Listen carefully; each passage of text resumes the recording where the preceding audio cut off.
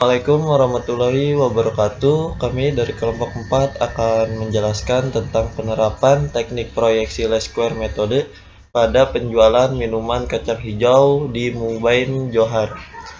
Anggota dari kelompok kami terdiri dari Iim Fitrianti, Neng Ratnasari, serta saya sendiri Rangga Afifulo Yunisia. Lanjut ke materi yang pertama, yaitu ada latar belakang. Latar belakang dari Mungben adalah salah satu UMKM minuman yang ada di Karawang yang bertempat di Jalan Raya Sekuro nomor 6-8, Adiarsa Timur, Kecamatan Karawang Timur, Kabupaten Karawang. Mungben merupakan UMKM minuman sehat yang ada di Karawang dengan berbahan dasar kacang hijau dan susu murni yang menyegarkan sekaligus menyehatkan. Mungben ini menyajikan berbagai varian rasa dan topping yang ada. Dalam melakukan promosi, Mungben menggunakan berbagai cara yang ada, mulai dari cara lama hingga cara modern yang ada saat ini. Seperti melakukan promosi atau mengiklankan dari mulut ke mulut, brosur, dan lainnya. Tidak melakukan pengiklanan di media mainstream seperti televisi, surat kabar, maupun radio. Mungben lebih getol melakukan kegiatan promosi dan pemasaran baik dari mulut ke mulut, word of mouth, atau offline store maupun media sosial seperti Instagram, Facebook, via WhatsApp. Selanjutnya ada rumusan masalah. Yang pertama, bagaimana gambaran penjualan Mungben. Yang kedua, bagaimana pola dan data historis pada penjualan Mungben. Yang ketiga, bagaimana proyeksi bisnis penjualan Mungben. Tujuan penelitian yaitu yang pertama untuk mengetahui gambaran penjualan minuman Mungben.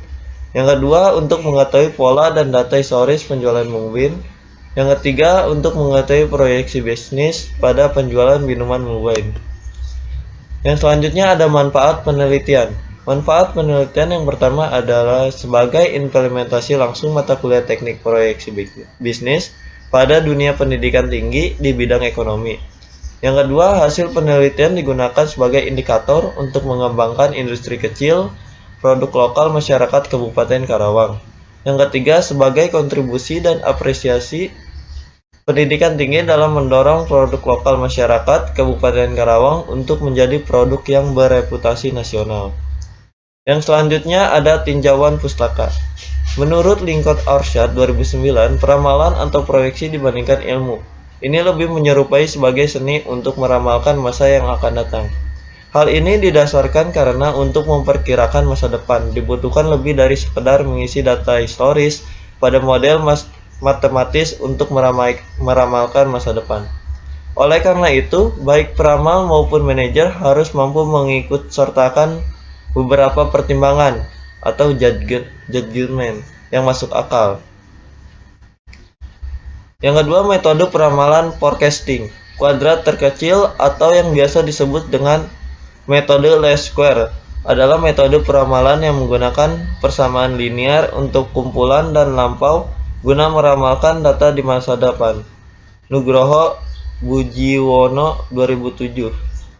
Yang ketiga, menjual adalah ilmu dan seni mempengaruhi pribadi yang dilakukan oleh penjual untuk mengajak orang lain agar bersedia membeli barang dan jasa yang ditawarkan. Basu Swasta 2015.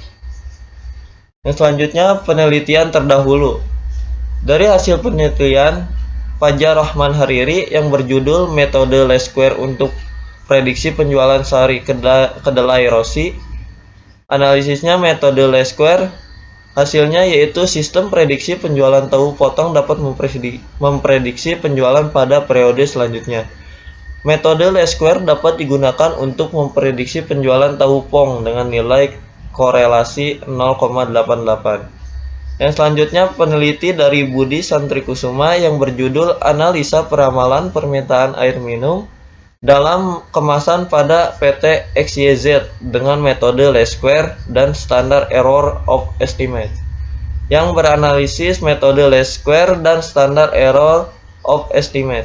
Hasilnya yaitu dengan penggunaan metode Lesk-Square untuk meramalkan penjualan air minum dalam kemasan di periode yang akan datang dengan berdasarkan data penjualan tahun 2014, maka PT XYZ harus memproduksi AMDK untuk tahun 2015 sebesar 1.248 agar kebutuhan pelanggan dapat dipenuhi.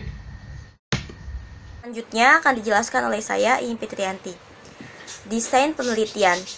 Penelitian ini diawali dengan studi literatur untuk memahami konsep teoritis, hasil-hasil penelitian terdahulu, serta permasalahan yang ada dalam penerapan proyeksi bisnis pada penjualan yang selanjutnya dituangkan dalam proposal penelitian yang dimulai pada Desember 2021. Secara skematis, tahapan penelitian ini digambarkan dalam gambar 3.1 di bawah ini. Berikut dari desain penelitian. Teknik penentuan data, populasi, sampel, dan teknik sampling. Populasi dalam penelitian ini adalah seluruh data penjualan minuman Mung Bean ID. Sedangkan banyaknya jumlah sampel ini ditentukan dengan menggunakan metode teknik sampling, yaitu purposive sampling atau pengambilan sampel dengan pertimbangan tertentu, di mana sampel yang digunakan memperhitungkan ketersediaan data penjualan dan dipilih data penjualan terbaru. Sampel diambil adalah data hasil penjualan minuman Mung Bean ID pada bulan November 2021 pada tanggal 1 hingga tanggal 30. Rancangan analisis. Pengolahan data dilakukan dalam mencapai tujuan laporan dan memperoleh penyelesaian dari permasalahan yang sudah diterangkan. Metode analisis yang digunakan pada data penjualan minuman Mung Bean ID ini dilakukan dengan 3 tahapan, yakni analisis deskriptif, penentuan pola, dan data historis. Kemudian, proyeksi bisnis hasil penjualan Mung Bean ID dengan menggunakan metode Least Square. Adapun gambaran umum dari Mung Bean ID itu sendiri. Mung Bean ID adalah salah satu UMKM minuman yang ada di Karawang, yang bertepat di Jalan Raya Syekh Kuro nomor 6-8 Adi Arsa Timur, Kecamatan Karawang Timur, Kabupaten Karawang. Mung Bean ID merupakan UMKM minuman sehat yang ada di Karawang dengan berbahan dasar kacang hijau dan susu murni yang menyegarkan sekaligus menyehatkan. Ini menyajikan berbagai varian rasa dan topping yang ada. Diawali dengan kesukaan penjual terhadap kacang hijau sehingga terpikir untuk menjualnya sebagai minuman segar yang menyehatkan dengan ditambah rasa serta topping yang beragam. Mung Bean ID memiliki target pasar, yaitu pencinta kacang hijau dan anak-anak. Seiring berjalannya waktu, penjual berinovasi agar semua masyarakat dapat mencicipi, tidak hanya yang menyukai kacang hijau saja, yaitu dengan menambahkan varian rasa yang tidak ada unsur kacang hijau, sehingga menambah yang awalnya hanya pada pencinta kacang hijau menjadi semua kalangan masyarakat. Gambaran penjualan Mung Bean ID. Berikut ada data penjualan minuman kacang hijau Mung Bean ID pada bulan November 2021. Di bawah ada tabel penjualan minuman Mung Bean ID pada tanggal 1 sampai tanggal 30. Dari tabel di atas dapat dibuat grafik tren penjualan minuman kacang hijau Mung Bean ID sebagai berikut. Tren penjualan minuman kacang hijau Mung Bean ID periode November 2001. Dapat dilihat bahwa dalam grafik adanya naik turun. Pada penjualan tidak hanya dilakukan pada weekend, tetapi juga penjualan dapat ramai pada weekday atau hari biasa. Pola dan data historis penjualan minuman kacang hijau Mung Bean ID. Dari hasil analisis grafik pada penjualan minuman kacang hijau seperti yang terlihat pada gambar 4.2, maka secara teoritis mempunyai pola dan data historis menyerupai data tren. Hal ini berdasarkan pola data yang telah dilakukan cenderung turun naik. Menurut Firdaus 2006, pola data stasioner atau pola data horizontal merupakan fluktuasi data yang relatif konstan walaupun ada kenaikan atau penurunan. Namun, jika di rata-rata masih dalam titik rata-rata, pola data tren menunjukkan pergerakan data yang cenderung meningkat dan menurun dalam waktu yang lama. Makridakis dan kawan-kawan 1999. Selanjutnya akan dijelaskan oleh rekan saya, Neng Ratnasari. Baik, di sini saya akan menjelaskan tentang proyeksi bisnis penjualan minuman kacang hijau Mung Bean ID di Johar, Karawang. Berdasarkan grafik data historis pada gambar 4.2 yang menunjukkan data tren, maka salah satu metode yang dapat digunakan pada data tren sekaligus untuk melakukan proyeksi penjualan di minuman kacang hijau Mung Bean ID di Johar, yaitu dengan menggunakan Least Square method. Rumus untuk metode Least Square yaitu Y aksen sama dengan A plus DX, di mana A sama dengan sigma Y per N, B sama dengan sigma XY per sigma X pangkat 2. Di sini berdasarkan rumus tersebut, maka data penjualan minuman Mungbin ID dapat dianalisis sebagai berikut. Di sini bulan November 2021 yaitu ada 30 hari dari tanggal 1 hari Senin sampai tanggal 30 hari Selasa, di mana menghasilkan data A sama dengan 32,93, B sama dengan negatif 0,23. Maka dapat dibuat persamaan sebagai berikut. Y aksen sama dengan 32,93 plus negatif 0,23x.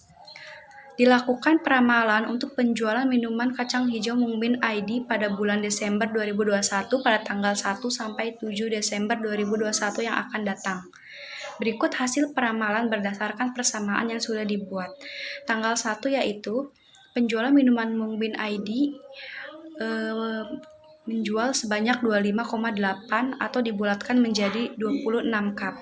Pada tanggal 2 penjualan minuman Mungbin ID yaitu sebanyak 25,34 atau dibulatkan menjadi 25 cup. Pada tanggal 3 yaitu penjualan Mungbin ID sebanyak 24,88 atau dibulatkan menjadi 25 cup.